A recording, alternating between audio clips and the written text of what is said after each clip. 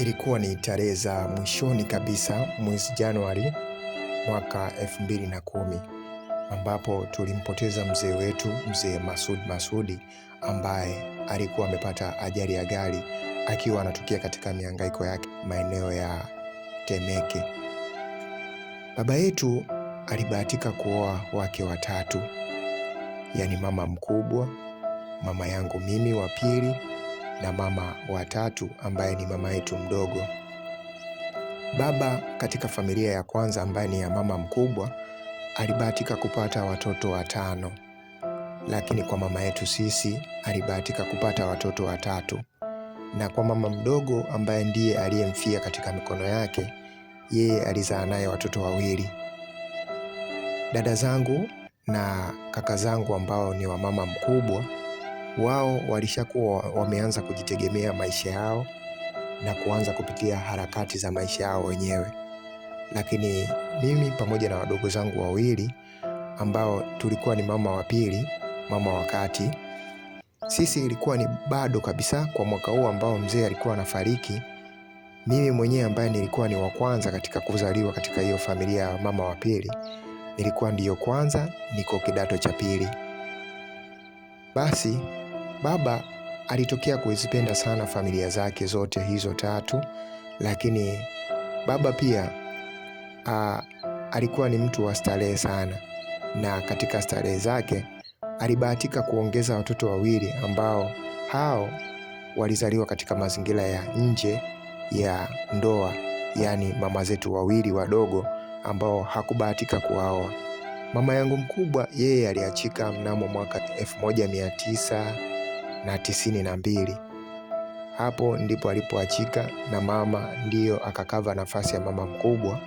Yeye akaonekana kuwa ni mama wa kwanza katika hiyo nyumba, na mke wa pili alikuwa ni huyo mama mdogo ambaye tunasema ndiye aliyemfia. Baba yetu hakubahatika kuwa na nyumba kipindi mimi nakuwa na kuanza kupata akili. Wazazi wetu hao wote walikuwa wamepangiwa nyumba.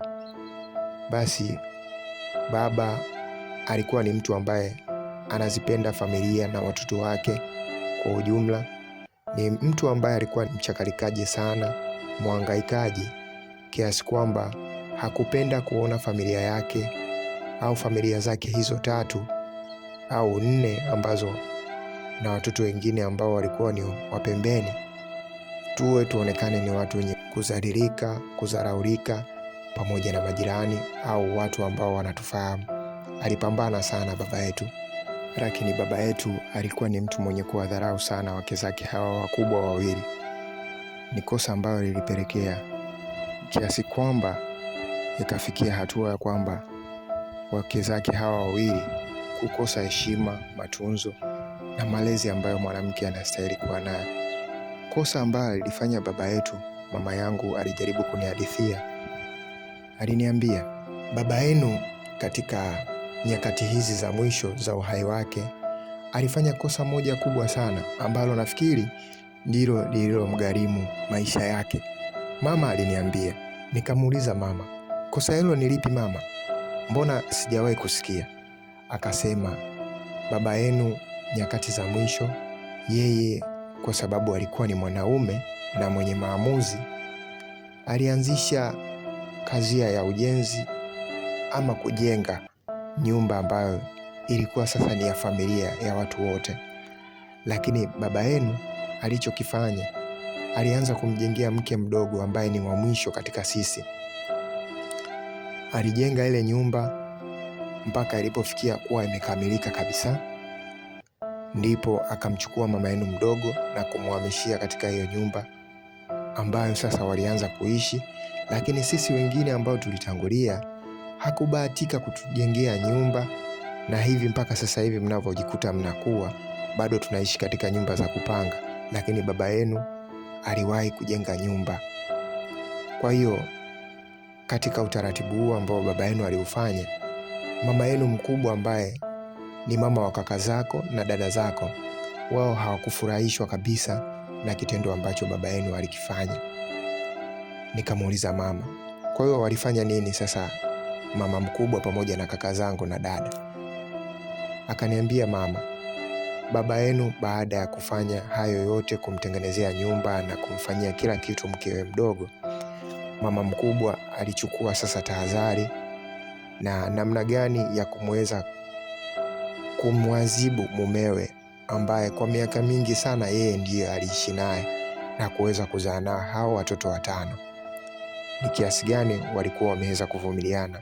Naamini hapo sasa utakuwa umeanza kupata angalau picha fulani kwamba waliishi muda mrefu, kwa sababu kuishi ndani ya miaka hiyo kadhaa na kuzaliwa watoto 5 ni kipindi sana, ni muda mrefu, lakini hakuweza kufanya lolote kuhusu kuwajengea ama kutujengea sisi ambao huenda tulikuwa wa pili, huenda tungekuwa muhimu sana, lakini aliweza kumjengea mke wa 3. Kwa hiyo mama mkubwa alichokifanya, yeye aliamua kutafuta namna ya kumdhibiti au kumwadhibu mumewe huyo ambaye inaonyesha kabisa kwamba hakuridhika na dharau ambazo alimfanyia. Nikamuuliza mama, kwa hiyo alifanyaje sasa mama mkubwa? Akaniambia, mwanangu, kuwa uyaone, na haya unayoyaona sasa hivi na kuhadisia ndiyo kuyaona kwenyewe. Ni mambo makubwa mama yako aliyafanya.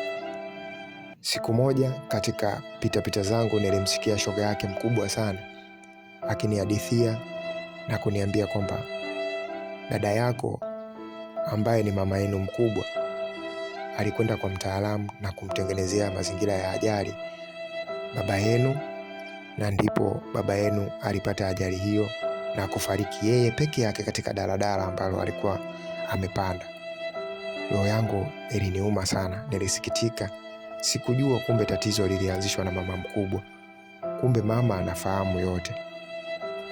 Basi nilimwambia, kwa hiyo sasa mama, chanzo cha baba kufa ni mama mkubwa? Akaniambia ndiyo, lakini nakusihi usimwambie mtu na usifanye lolote, kwa sababu ndo limeshatokea na limeshakuwa.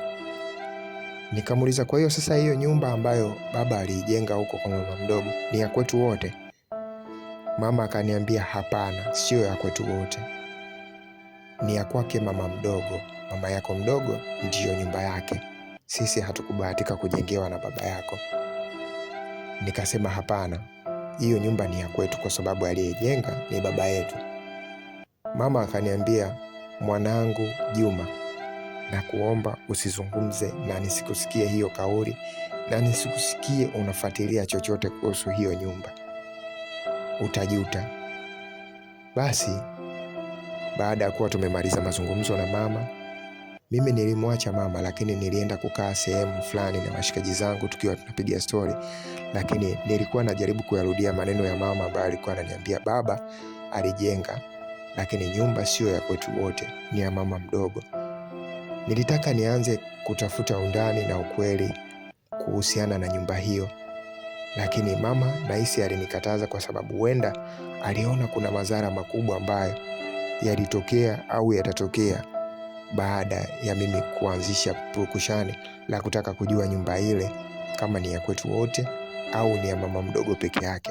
Basi siku zilipita, lakini siku moja nilibahatika kukutana na kaka yangu mkubwa ambaye ni wa mama mkubwa.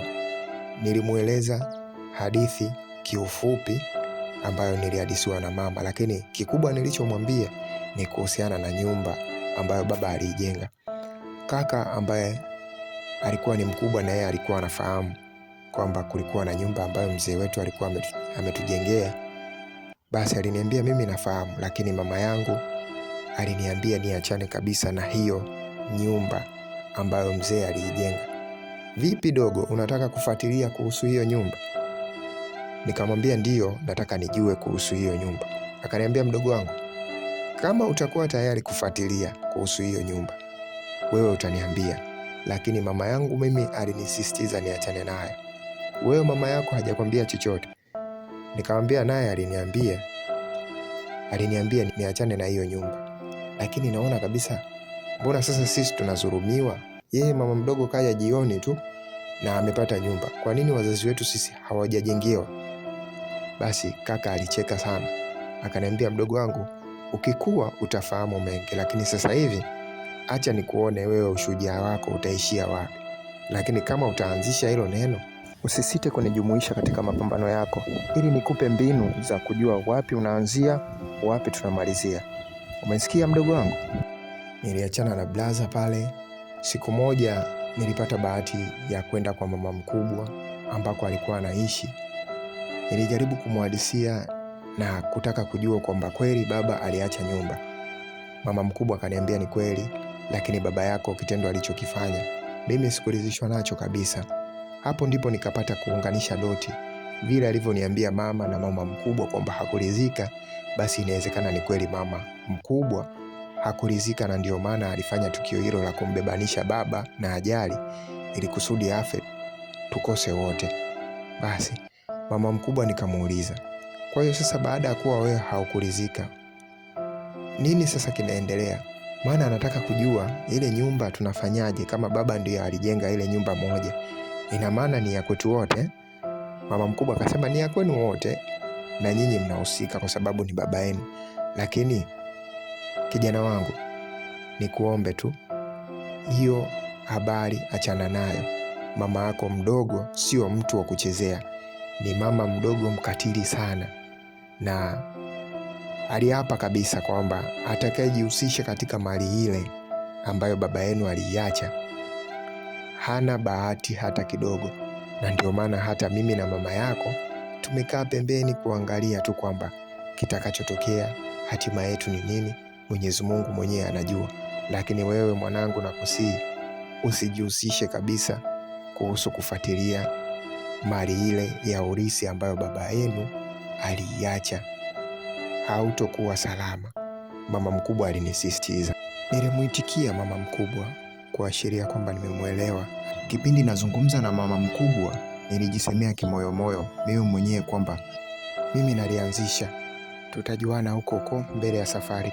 Maana nikisema nilifumbie macho, sisi wengine tunakwenda kudhulumiwa hivi hivi mali ya baba yetu, wakati ni urithi wa kwetu wote. Kwa nini apate yeye peke yake wakati yeye ni wa mwisho katika kuolewa? Mama zetu sisi wataturithisha nini? Basi niliona kwamba nitakapolisimamia kiushupavu, basi naamini nitashinda na wengine watakuja kuniunga mkono katika hichi ambacho mimi nakifikiria. Nilianza kufanya process ndogo ndogo za kutaka kujua kwamba mali ile ikoje.